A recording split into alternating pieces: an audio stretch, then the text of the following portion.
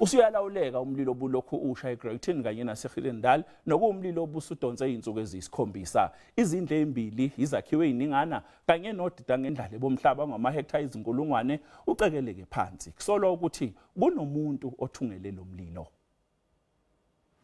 Kube usuku olunzima kumshayeli wendiza enophephela emhlane uMike Bothma. Izolo lendiza ibindizela endaweni eyingozi kakhulu ezama ukucima umlilo. Lomlilo ububhebhethekiswa umoya onamandla. Uchithe amahora ayisithupha endiza emoyeni kodwa ukwazile ukuhlenga amakhaya amaningi kanye nezakhiwo. Ikhaya lakhe naye belisengozini. Kubongwa ithimba belimlekelela okukhona kulo iworking on fire kanye nebe firefighting service eOverberg. Kube nezindaba ezibhlungu ke njengoba imizi emibili endaweni ingqonqiswe umlilo. The wind was pretty rough, but it was not unflyable. We make that choice, and no, it was rough, I must say, especially in the beginning. There were gusts of 45 knots of wind. Izitshalo nazo zicekeleke phansi. Lomlilo uqale ngolwesithathu ngesonto elidlule kusolwa abafana ababili ngawo.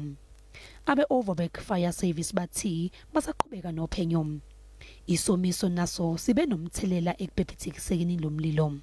Similar to Australia, we're in extreme conditions. We're seeing fire behavior. In my 30 years, we're seeing the worst fire behavior ever. Last year I thought it was the worst, now it's just getting worse. Kunezindawo ezimbili ezivaliwe ezisaqashwe ngelokhozi. eGenadendal ekufinyeleleni eWinelands kanye naseRiversonderend kulezi ndawo zombili kusasha phezulu ezindabeni. Abekho ababikiwe ukuthi balimele. Kusenjalo abacima imlilo eGarden Road eWestern Cape bamatasa baqinisekisa ukuthi awuvuki futhi umlilo oselokhu ushe obuhanguhangu eGreyton ngesonto eledlule awusabalali. Lomlilo ungqonqise izakhiwo nezinkomo eziyishumi nanhlanu.